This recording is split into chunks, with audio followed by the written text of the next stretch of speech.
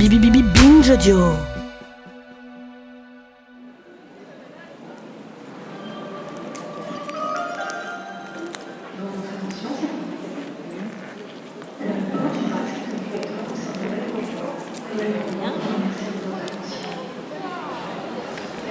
Je sais pas si... J'arrête pas de penser à manger en ce moment. Ah, c'est le stress peut-être, non? Je pense. Je suis en train de me dire, j'espère qu'on aura quelque chose à manger dans l'avion. Mais oui, quand on arrive, normalement on a un dîner. Et avant d'arriver à la réunion, on a un petit déjeuner. Mais non, mais en ce moment, je me demande si je fais pas de la boulimie tellement je suis stressée. Quoi. Bah c'est normal, hein. Ah, mais là, je pense que tu vas être bien. Ouais, oui. Et je pense que... je sais que 3 semaines, c'est long pour ta maman, mais 3 semaines pour toi, je trouve que c'est bien. Tu auras le temps de vraiment t'imprégner. C'est elle qui trouve que vraiment c'est long, 3 semaines, mais ça va passer, tout passe vite. Tout passe vite, là. L'enfant déraciné. Une série de Sarah Vildeuil réalisée par Pauline Lagache. Épisode 3.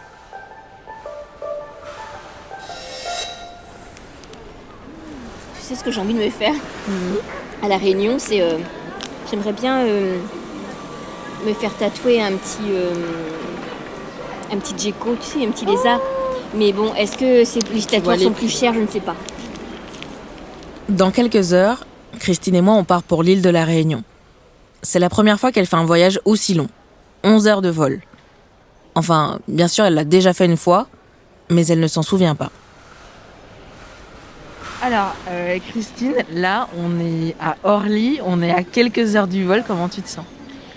En même temps excitée par l'île. Enfin, j'ai hâte en fait de mettre mon premier pied sur l'île de la Réunion. Mais il y a un petit peu l'angoisse du voyage, la longueur du voyage. Mais je pense que ça devrait bien se passer. J'étais pas censée être là, dans cet aéroport à côté d'elle. Tout s'est passé très vite depuis notre rencontre. Au fil des échanges, j'ai appris qu'elle avait prévu de partir. Un voyage planifié depuis des mois par la FED, la Fédération des enfants déracinés des départements et régions d'outre-mer. Alors, à la dernière minute, j'ai voulu me greffer. Je sais pas si ça rassure Christine de savoir que je fais partie de cette aventure, mais elle a tout de suite accepté que je l'accompagne. Bon, et ta famille sur l'île, est-ce qu'ils t'ont déjà parlé? Mon frère vient de m'appeler pour me demander si c'est bon, j'étais arrivée à Orly, tout bien. Alors je dis oui. Et puis après, j'ai eu maman aussi, pas longtemps, qui a hâte de me voir. Enfin, j'étais très contente de les avoir tous les deux au téléphone. Voilà. Madame, monsieur, bienvenue à bord d'Air France sur ce Boeing 737-300 à destination de la Réunion. Christine n'oubliera jamais la toute première fois qu'elle a appelé sa mère. C'était il y a 9 mois, avant de se retrouver dans cet avion, quand elle a récupéré son dossier. Elle a trouvé son numéro très simplement. Son nom et son prénom étaient là, dans l'annuaire.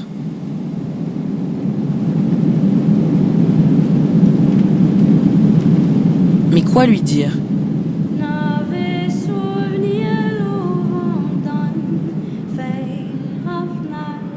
Comment se présenter? Pour lui demander quoi? Et puis pourquoi maintenant?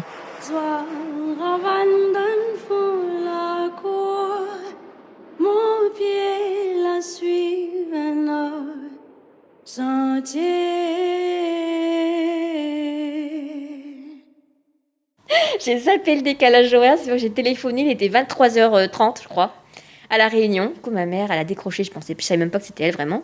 Je ne savais pas si elle avait fait le bon numéro, mais bon, c'était une petite femme j'ai eu l'impression que c'était une petite femme fragile au bout du fil, et qui me répond oui.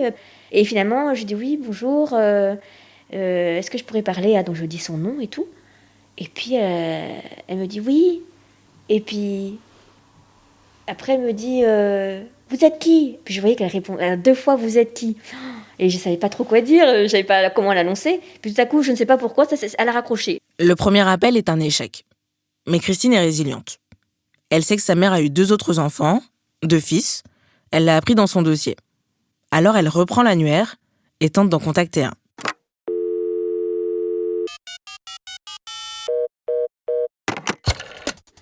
Je l'appelle, je dis oui, bonjour, je m'appelle Christine, je pense que nous avons la même maman. Et au bout du fil, ah Christine, oh là là, y en a une qui va être contente. J'ai halluciné comment il me parlait, lui. Je me disais, mais il avait même pas l'air surpris plus que ça. Cette conversation était improbable. Tant d'années plus tard, on ne se connaît même pas. Je ne reviens toujours pas de cette conversation, quoi. Je me dis, mais tellement facile de parler avec lui, quoi. Et encore, j'ai envie de vous dire, plus facile de parler avec mon frère qu'avec ma maman, finalement. Quand j'ai eu ma mère au téléphone, bon, elle avait une petite voix... je sentais qu'il y avait de la méfiance, quand même, un peu vers elle, ce qui est normal. En même temps, elle était contente, je me souviens, mais on n'a pas trop parlé, en fait. Parce que j'ai juste dit, c'est Christine. Elle parlait pas beaucoup au début. La conversation est venue au fur et à mesure après des coups de fil. Il y avait un petit malaise, c'était pas ça. De toute façon, c'est pas évident pour elle. Je me mets même pas à sa place. Je me dis tant d'années plus tard aussi d'avoir sa fille qu'elle a cherchée depuis tant d'années. Moi, quand j'ai eu sa maman au téléphone, je l'ai eu qu'une fois. Je lui ai dit, vous savez, Christine a un cœur assez gros pour avoir 2 mamans. Est-ce que je vais l'appeler maman ou est-ce que je vais l'appeler par son prénom ? J'ai pas réussi à m'y faire. Je me dis non, j'arriverai pas à l'appeler par son prénom. Tant pis, ça sera maman. J'ai quand même demandé à maman ici si ça la dérangeait que je l'appelle maman, parce que c'est quand même quelque chose. Au début, elle m'a dit peut-être par son prénom. Au début aussi, elle me disait ça. Et puis, ça s'est fait vraiment naturellement. Je l'ai appelée maman assez rapidement. Christine apprend qu'elle est la fille aînée de sa mère biologique. Elle découvre aussi que lorsqu'elle est partie, un de ses frères était déjà né. Mais lui est resté. Vous disiez que votre maman, donc vous étiez son aînée, qui avait un autre enfant. Est-ce que vous Oui. savez pourquoi vous n'êtes pas partis tous les deux ? Pourquoi vous seulement ? Je me suis posé la question, bien évidemment, mais je me dis, après, avec l'histoire qui fait que souvent... je sais pas, ça c'est vraiment quelque chose que je me dis, je ne sais pas du tout. Pourquoi ? Je me suis dit peut-être justement les garçons étaient censés peut-être plus facilement aider dans la famille, pour des travaux agricoles ou je ne sais pas quoi. Je sais pas pourquoi je me suis dit ça. Peut-être que c'est pour ça qu'ils ont préféré la petite fille doit s'en aller et puis faire des études et plutôt que voilà. Je pense que c'est, mais je ne sais pas si c'est ça. Vraiment c'est quelque chose que je sais pas.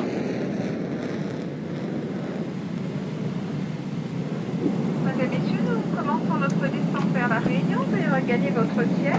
Vos bagages à main doivent être rangés dans les coffres. Je me demande comment Christine se sent, si proche du but, à quelques minutes de l'atterrissage.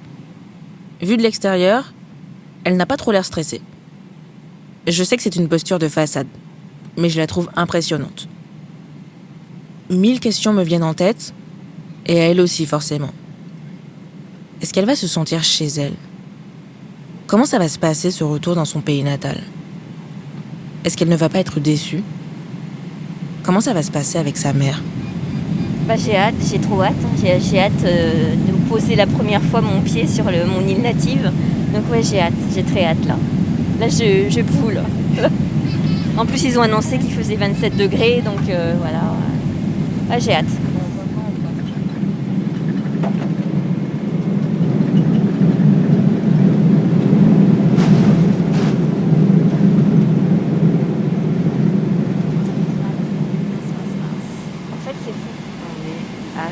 Monsieur, bienvenue à la Réunion, aéroport Roland-Garros. Il est 10h50, 10h50, pardon, l'heure de place. Vous pouvez dès à présent vous activer Ciel bleu là modèle. et gris tout là-bas. Votre ceinture de sécurité doit rester attachée jusqu'à l'extinction de la conduite. On est au sol, ça S'il vous plaît, d'être attentif aux C'est énorme, j'ai du mal à réaliser, franchement, j'ai du mal à réaliser que Nous vous remercions d'avoir voyagé avec Air France. Ses partenaires 44 ans plus tard quand même, je me remets les pieds sur mon Un île. excellent Waouh. voyage si vous êtes en correspondance. Là, ça fait bizarre quand même, j'avoue.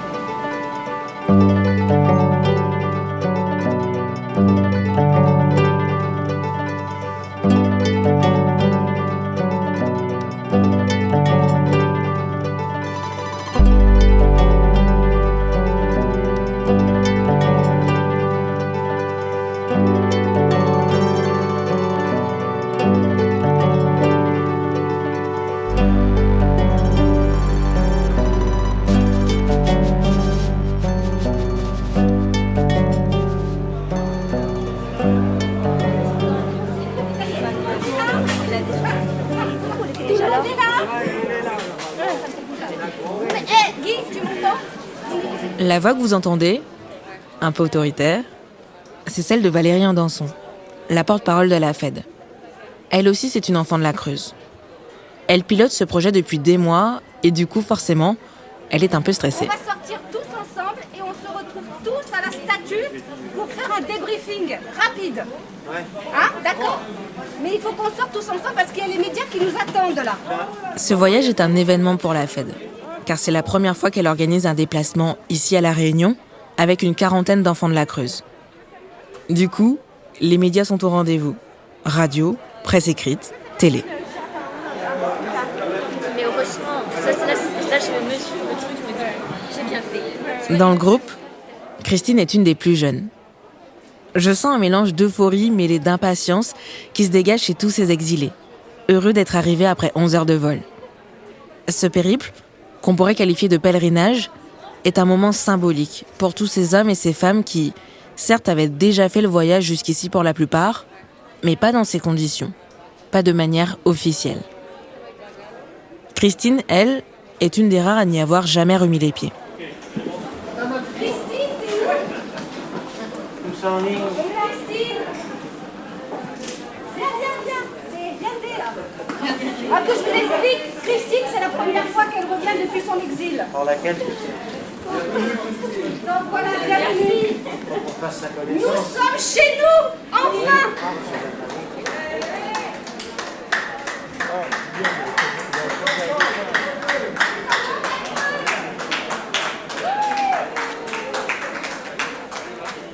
En les regardant, ces hommes et ces femmes de 50, 60, parfois 70 ans, qui sont partis, qui ont tout construit ailleurs, je me demande, est-ce qu'ils se sentent vraiment chez eux, là, maintenant?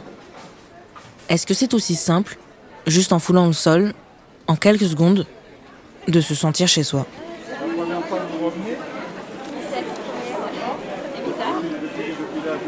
Quel âge? Depuis mes 2 ans et demi. Oh là, oui. Ouais, donc ça fait bizarre. Ça fait bizarre, hein? J'ai essayé de pas pleurer, heureusement, j'ai réussi. J'ai réussi. Christine est quasiment la seule à être venue sans proche. Et moi, oui, je suis là, mais je suis journaliste. Je peux pas remplacer sa famille dans ce moment si particulier, dans cette quête initiatique qui la chamboulera, c'est sûr. Personne ne l'attend non plus à l'aéroport. C'était prévu, Christine et sa famille réunionnaise se sont mis d'accord pour éviter les retrouvailles devant les micros et les caméras.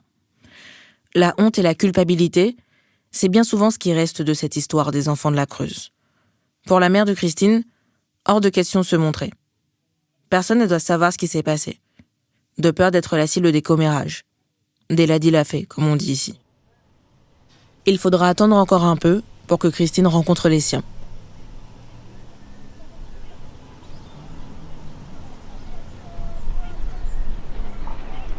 De Paris jusqu'à Saint-Denis, on a pris 20 degrés dans la vue et l'air est humide. Le ciel est bleu avec quelques nuages. On aperçoit au loin les reliefs typiques de l'île, ainsi qu'un flamboyant en fleurs. Des fleurs oranges magnifiques, comme à chaque fin d'année ici. Je vois bien que Christine n'est pas à l'aise. Elle est de nature plutôt solitaire et se retrouver là, dans ce voyage de groupe, bien loin de Brest et de sa routine rassurante, ça lui demande pas mal d'efforts. Elle préfère s'éloigner et se dirige vers la statue, au point de rendez-vous donné par Valérie. Oh mais c'est énorme, j'arrive pas à réaliser en fait, j'arrive pas à réaliser ce qui m'arrive. Donc, et puis même cette statue, ça fait bizarre, je pensais pas que ça me ferait quelque chose de la voir. Que c'est notre histoire à tous, excusez-moi, désolée.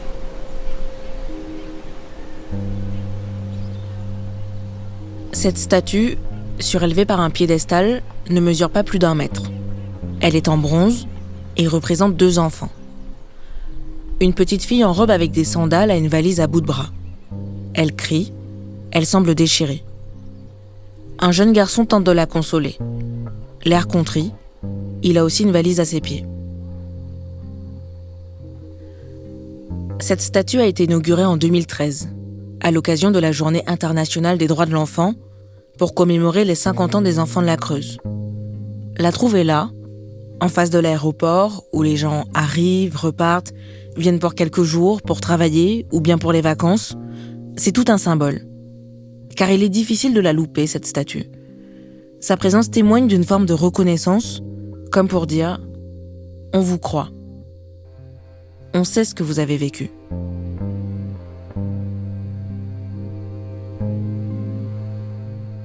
Cette statue ramène Christine des années en arrière. Peut-être qu'en voyant cette petite fille, elle s'est imaginée à l'époque, comme tous ces enfants, qui allaient devenir sans le savoir enfants de la Creuse, à cause de décisions politiques.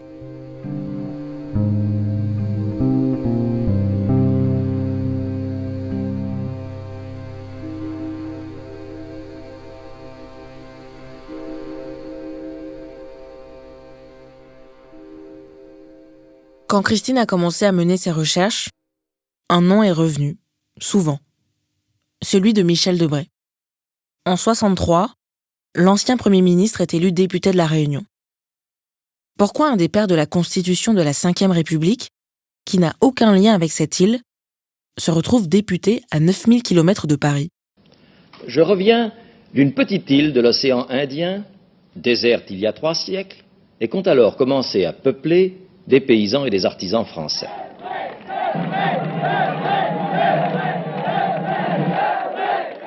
Dès son élection, Michel Debré considère qu'il a une véritable mission de sauvetage de l'île. La Réunion connaît la misère, une surnatalité, et il n'y a pas assez de travail pour tout le monde. Dans une lettre au général de Gaulle, Michel Debré écrit : À l'expérience, les problèmes que pose l'avenir de l'île de la Réunion sont plus sérieux et plus graves que la description excellente. J'en avais l'intuition. Mais la réalité dépasse beaucoup ce que je pensais. Cette île pourrait connaître le castrisme s'il n'y avait certaines circonstances. Ce n'est pas l'avis de Paul Vergès, fondateur du Parti communiste réunionnais et opposant à Michel Debré.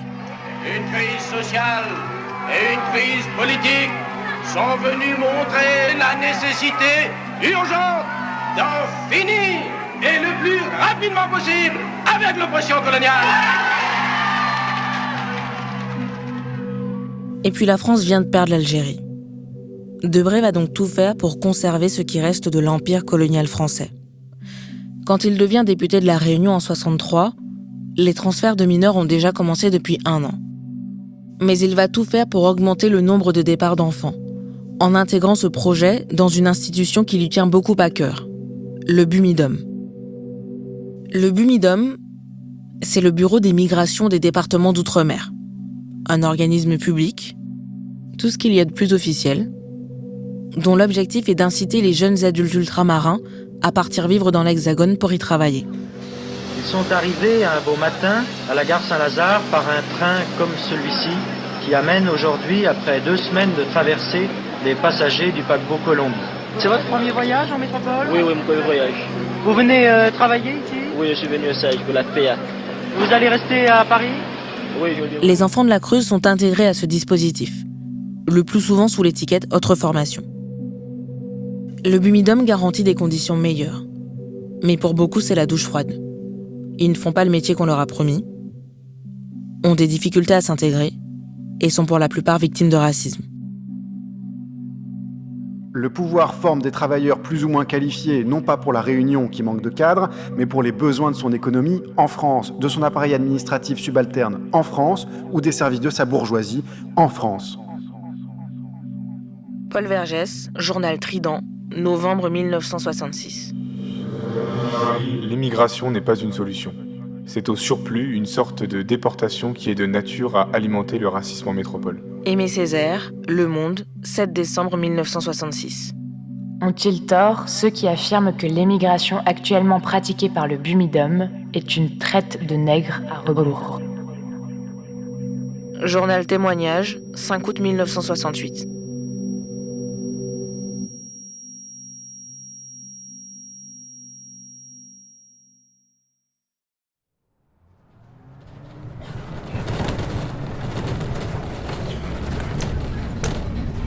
Regarde, Sarah, t'as pas vu le marchand de fruits? Ah ouais. Il y avait là les couleurs dedans. On est dans le bus pour aller manger à Saint-Paul. Ah, les paréos. Oh, génial. Ça, moi, j'en ai déjà pris 2, je vais pas en acheter. Mais tiens, le tatou piercing. Christine est comme une petite fille, jamais rassasiée de ce qu'elle voit autour d'elle. Bon, on va acheter une barquette et on peut manger au bord, là. Y a pas de problème. Les paysages, les couleurs, l'océan, tout lui semble incroyable. Est-ce que je peux vous prendre en photo? Je suis touriste complètement, mais bon. En fait, je suis réunionnaise. Je crois qu'il y aura bien 60 000.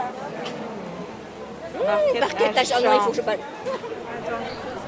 Là, c'est à chair de légumes. Attends, tu n'as pas commencé, je vais prendre en photo. Là. La cuisine, Au soleil. ça nous permet, Christine et moi, de nous rapprocher. Ah non, mais ça donne pas parce qu'il n'y a pas le soleil. Là, il y a de la couleur. De partager des repas, d'évoquer des souvenirs, et donc de créer des liens plus forts. Délicieux. Ah ouais. Même les petits légumes qui sont autour aussi. Un peu du piment. Regarde le gros pigeon, ils sont énormes ici. Et c'est pas plus mal puisqu'on va passer 10 jours ensemble. Dans le même gîte, dans la même chambre, on sera ensemble jour et nuit. Ah d'accord, ok. D'accord, merci. Merci. Ok, super. Et le reste, c'est... Oh, monsieur, dame. Et il y a une serviette. Super, merci beaucoup. Chacune choisit son lit, on se répartit la place dans l'armoire et on découvre les lieux et nos nouveaux voisins. J'avoue que je me retrouve pas dans la position la plus confortable. C'est pas un exercice auquel je suis habituée. Christine, c'est censé être une témoin, pas une copine. Je suis censée garder de la distance, tenter d'être au maximum objective. Et à la fois, c'est si rare d'être autant en immersion, d'être présente dans un moment aussi intime. Ah, m'a déjà vu. Ah, ça m'étonnerait. Oh, c'est pas vrai déjà. Dans quelques minutes, après tous les coups de fil, tous les messages de ces derniers mois... Non, mais c'est pas vrai, tu déconnes. Aux actualités. T'étais au courant? C'était un direct. Ah mais oui, merde. C'est un grand jour pour Christine. Ah non, génial. Je vais pouvoir me voir parce que... Bon, bah, et à tout à l'heure. Un de ses frères vient la chercher. Bisous. Christine va enfin rencontrer sa mère. Voilà. Eh ben, j'ai hâte que tu me racontes cette première rencontre. Ouais, bah ce soir. Je te dirai ça ce soir. Et puis... À suivre.